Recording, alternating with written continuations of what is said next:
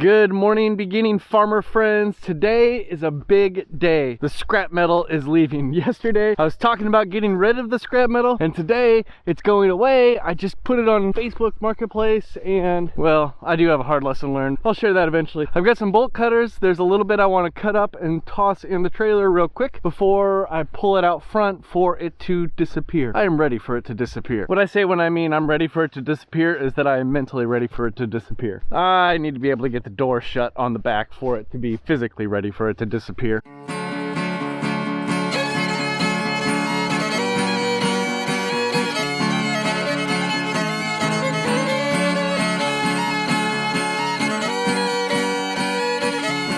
I got the wagon gear out here. It came into two pieces as I set it down, which I don't really care about. But also, this happened.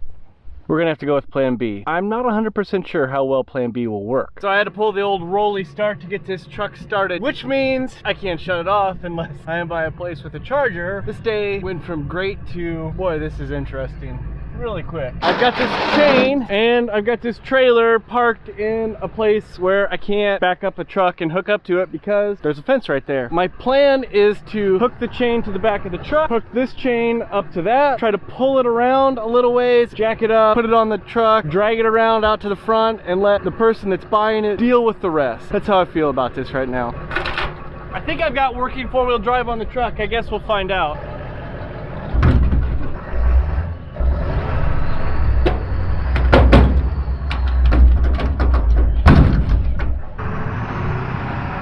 Apparently that's all the further I can go.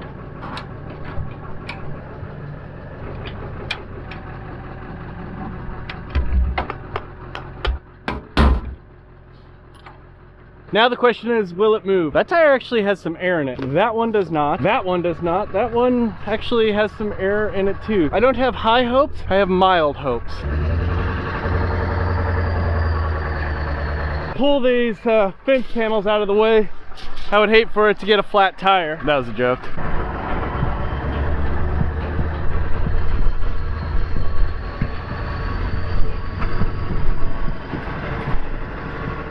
I got a pile of blocks, I got some sockets. I'm gonna head out to the 4010. We're gonna try to get the tire off. It shouldn't be that difficult. The nice thing about the 4010 is it comes with its own built-in jack, the loader.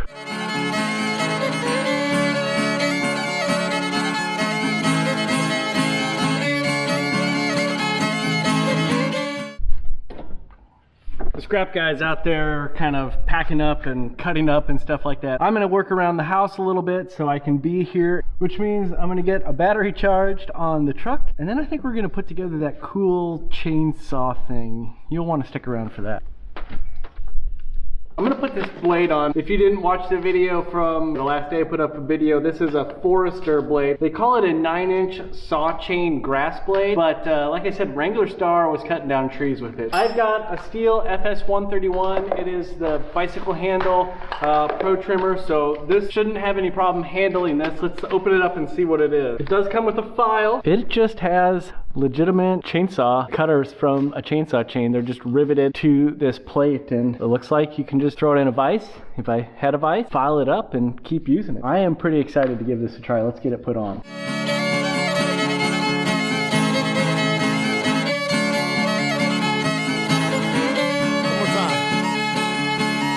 That looks kind of mean. Now, we're not gonna put this out as an instructional video because I did not follow the instructions, in that I did not disconnect the spark plug wire. I'm not gonna go use it right now, but it is installed and ready.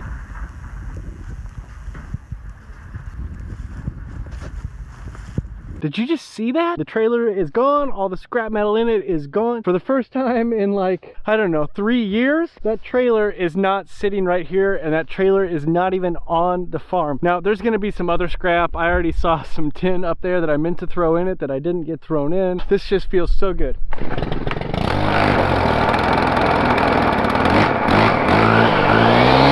That just looks kind of menacing, doesn't it? I've got my safety glasses with me here. I am going to go give it a try. Since I can't use the tractor right now until I get the tire fixed, we might as well use this bad boy.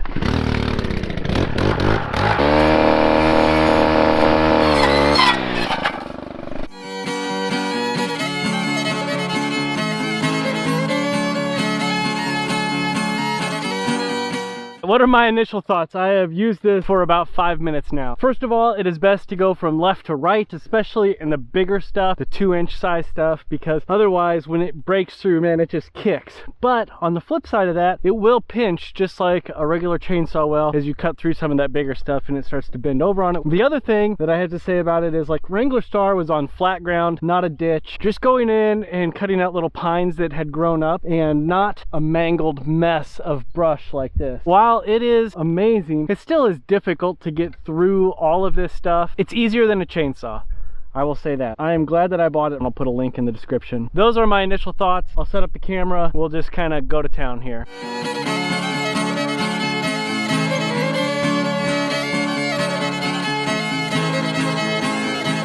I've run into a problem, but I also dropped the nut, so I'm gonna go get a magnet, and then I'm gonna come back and tell you what the problem is. What we've got going on here is, I think the proper expression for it is a comedy of errors. This is slipping, but as I was taking it off, this slipped out of my hand and the nut was in it, and now a brown rusty nut is somewhere in brown muddy grass. Hey, I found the nut at least. We're gonna just give it a try again, see if I can get it tightened enough. That is much tighter. Hopefully we've got something figured out here.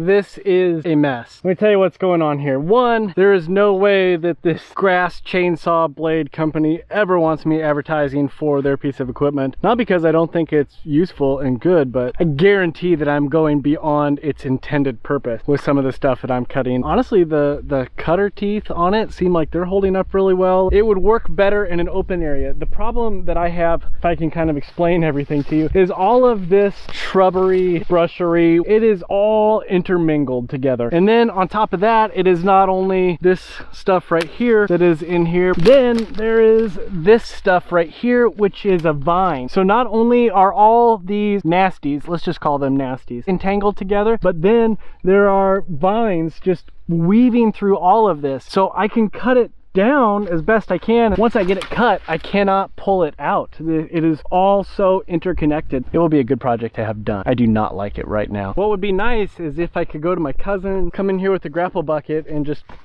pick it up. The problem is that this ditch, it is very steep. What my hope is that I'm going to get everything dropped as best I can, and hopefully we'll come through when we burn the grass in the ditch. Most of this will burn. It will make the farm look nicer, but it will also make the farm more efficient when it comes to cleaning up along the fence. My goal will eventually be not to have to weed trim with that trimmer along the fence here, but just be able to take a push mower along the outside of this fence. That would be so much easier.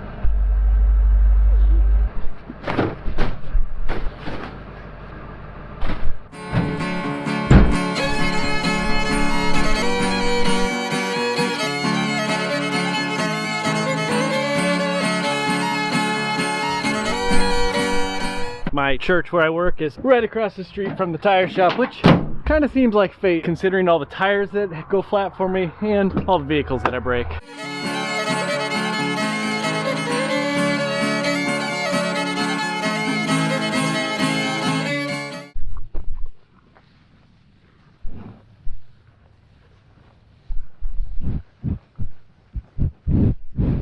Came out to the cows to kind of end my time outside today. We've got a barn dance tonight, so we're gonna get together as a family, go do some barn dancing. But sometimes it's peaceful to come and hang out with the cows, just hear them munching and chewing, and they're pretty calm animals.